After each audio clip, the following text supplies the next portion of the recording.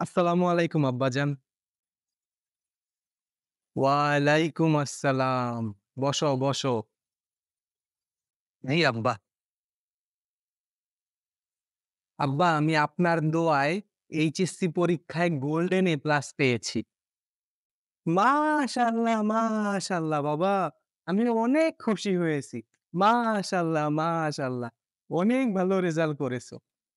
তা বাবা পরবর্তীতে কি করবা কিছু সিদ্ধান্ত নিয়েছো? ডাক্তারি পড়বা না ইঞ্জিনিয়ারিং পড়বা? আব্বা আমি ডাক্তার ইঞ্জিনিয়ার কিছু হব না। আমি সিদ্ধান্ত নিয়েছি আমি রিক্সা চালাবো। হ্যাঁ? কি বলিস তুই এগুলা? পাগল হয়ে গেছিস? এই তুই কি উল্টাপাল্টা কিছু খাইছিস? তুই উল্টাপাল্টা কিছু খাইছিস? তোর চোখগুলা দেখি, চোখগুলা দেখি। না, না আব্বা, তওবা, তওবা, তওবা। আমি কেন বলতেছি আপনি একটু বুঝেন। সবাই যদি ডাক্তার, ইঞ্জিনিয়ার, বিসিএস ক্যাডার, উচ্চপদস্থ কর্মকর্তা হয়ে যায়, তাহলে নিম্ন শ্রেণীর কাজগুলা যে আছে এগুলা করবে কে? রিক্সা চালাবে কে? কৃষি কাজ করবে কে? দিনমজুর করবে কে? আশপাশ রাস্তাঘাট পরিষ্কার পরিচ্ছন্ন করবে কে? আমাদের এই নিম্ন শ্রেণীর কাজগুলোও তো দরকার আছে। এগুলা ছাড়া তো আমরা সমাজে চলতে পারবো না। সেইজন্য আমি সিদ্ধান্ত নিছি আমি রিক্সা চালাবো। কৃষকের ছেলে কৃষি কাজ করবে, রিক্সাওয়ালার ছেলে রিক্সা চালাবে, ডাক্তারের ছেলে ডাক্তার হবে। এটার দুনিয়ার নিয়ম। তোর জায়গায় রিক্সা চালাইতে হবে কেন?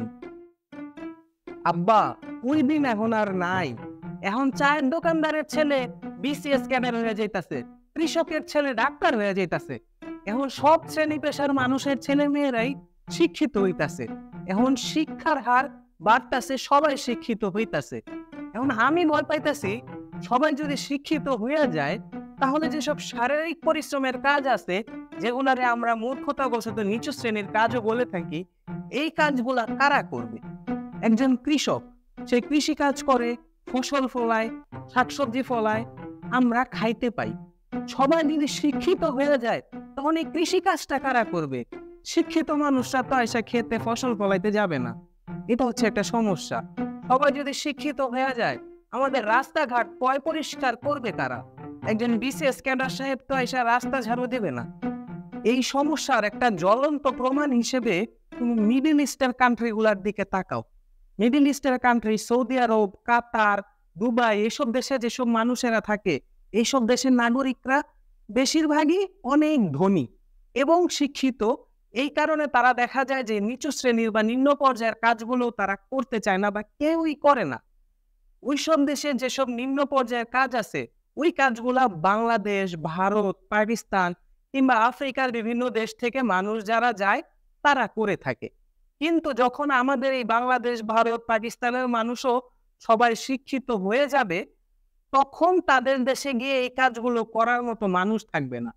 তখন তারা এই কাজগুলো কাদের দিয়ে করাবে? তুই কি করস? তাইলে মানুষ শিক্ষিত হবে না, মানুষ লেখাপড়া করবে না। তুই কি কইতে চাস? সমাজে কি শিক্ষার দরকার নাই? তোর যদি রোগ বালাই হয় তুই তো ডাক্তারের কাছেই যাবি নাকি একজন রিক্সাওয়ালার কাছে যাবি? আব্বা এতক্ষণে তুমি খুব সুন্দর একটা কথা কইলা। তুমি আর বেশি রাইগা যাওয়ার আগেই আমি আমার মনোভাবটা তোমারে বুঝাইয়া বলি। অবশ্যই সমাজের সবাইকে শিক্ষিত হইতে হবে। সমাজের সকল শ্রেণী পেশার মানুষ অবশ্যই শিক্ষিত হবে। তবে সমস্যাটা যেটা সেটা হইতাছে আমাদের সমাজে, দেশে, এমনকি আমাদের আশেপাশেও অনেক দেশে মানুষ শিক্ষিত হওয়ার পরে মাত্র গুটি কয়েকটা পেশার মধ্যে ঢুকতে চায়, যেন অন্যান্য পেশার সমাজে আর কোনো দরকারই নাই। শিক্ষিত হয়ে সবাই হয় ডাক্তার, নয় ইঞ্জিনিয়ার, নয় সরকারি কর্মকর্তা, নয় কোনো বড় কোম্পানিতে কাজ করতে চায়। আর অন্যান্য পেশাগুলা যেন সমাজে কোনো দরকারই নাই, তারা অন্য পেশা ছাড়াও সমাজে চলতে পারবে। এই মনোভাবটা বদলাতে হবে। সমস্যার কথা তো অনেক বললি, এবার এর সমাধান কি তাইলে তুই বল? এই সমস্যার সমাধানের জন্য আমাদের শিক্ষা ব্যবস্থাটাকে প্রথমে এমনভাবে গড়ে তুলতে হবে যাতে সব ধরনের জ্ঞান এই শিক্ষা ব্যবস্থায় প্রাধান্য পায়। এই জ্ঞান অর্জনের মাধ্যমে একজন মানুষ যখন শিক্ষিত হয়ে সে যদি শেষে কৃষিকাজ করতে যাক অথবা গরুর খামার করতে যাক, সে শিক্ষা জীবনে যে জ্ঞানটা অর্জন করেছে সেই জ্ঞানটা দিয়ে যাতে সে তার এই পেশার ক্ষেত্রটার বিকাশ ঘটাতে পারে। দ্বিতীয়ত আমাদের অর্থনৈতিক ব্যবস্থার এমনভাবে পরিবর্তন আনতে হবে যাতে কোনো পেশার মানুষের উপার্জনই খুব একটা তফাৎ না হয়। সব পেশার মানুষের উপার্জনই যদি তার নিজের প্রয়োজন মেটানোর জন্য যথেষ্ট হয়, তাহলে আর কোনো মানুষই কোনো পেশাকে ছোট করে দেখবে না। সে প্রয়োজনে যে কোনো পেশাতে যেতেই আগ্রহী বা ইচ্ছুক হবে। তৃতীয় এবং সবথেকে গুরুত্বপূর্ণ যে বিষয়টি, আমাদের অবশ্যই সকল শ্রেণী পেশার মানুষকে একই রকম সম্মানের চোখে দেখতে হবে। একজন বিসিএস ক্যাডার সাহেবকে আমরা যেই সম্মানের চোখে দেখি, আমাদের অবশ্যই একজন রিকশাওয়ালা ভাই কিংবা কৃষক ভাইকে একই সম্মানের চোখে দেখতে হবে। কারণ তাদেরকে ছাড়াও আমরা সমাজে চলতে পারবো না। সব পেশার মানুষকেই আমাদের সমাজে লাগবে।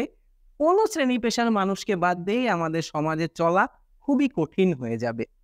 আরেকটা বিষয় আমি বলি, বর্তমানে প্রযুক্তির উন্নয়ন খুব দ্রুত হচ্ছে। হয়তো 10-15 বছর পরে প্রযুক্তির আরো অনেক বেশি উন্নতি হয়ে যাবে। এক্ষেত্রে আমাদের প্রযুক্তির সাথেও পরিচিত থাকতে হবে, প্রযুক্তিকেও নিজের হাতের মুঠোয় রাখার চেষ্টা করতে হবে, যাতে ভবিষ্যতের অনেক সমস্যা আমরা প্রযুক্তির মাধ্যমেও সমাধান করতে পারি।